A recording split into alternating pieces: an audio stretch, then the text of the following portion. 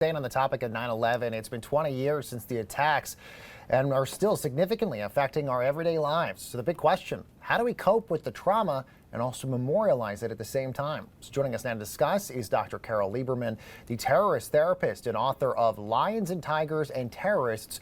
Oh my. Dr. Lieberman, good to have you here. Thanks so much for joining us.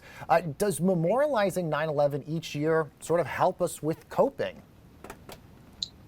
Well, yes. I mean, we need to, it's painful.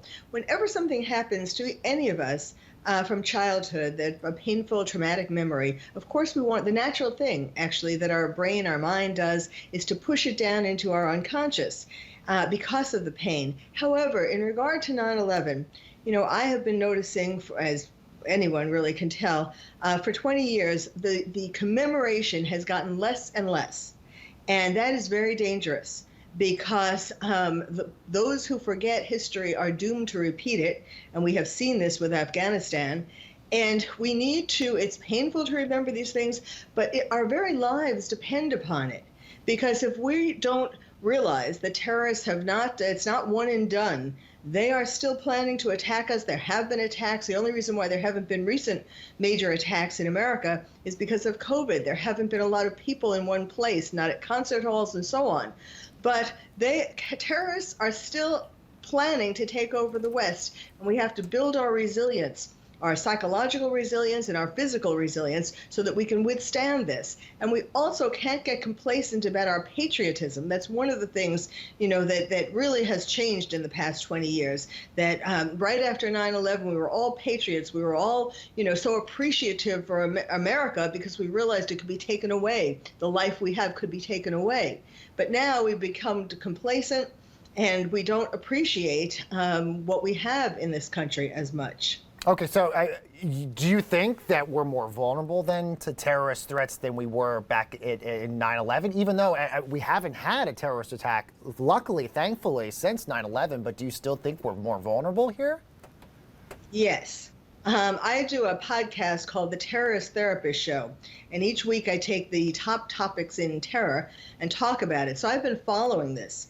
And, the terror organizations have been taking this time, particularly during 9/11, during COVID, when people are on computers more. They have been recruiting. They haven't stopped. They have been building up their forces. ISIS, Al-Qaeda, the magazine Inspire of Al-Qaeda has started being published again.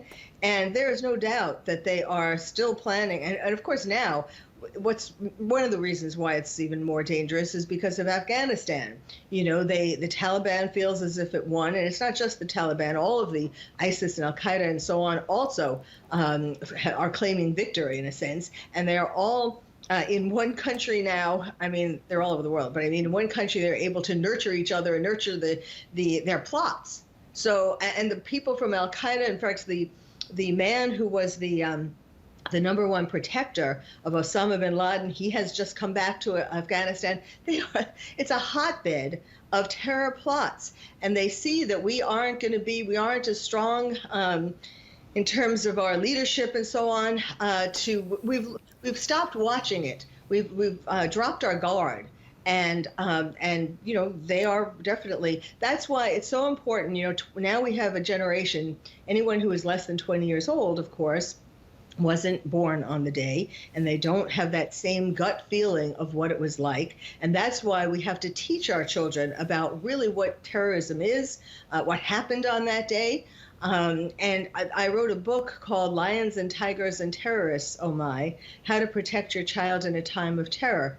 And the first half is for grown-ups, parents, and teachers, and the second half is a picture book for kids.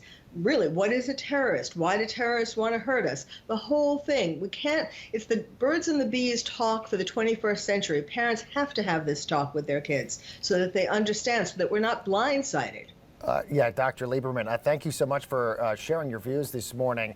Programming note, join Cheddar.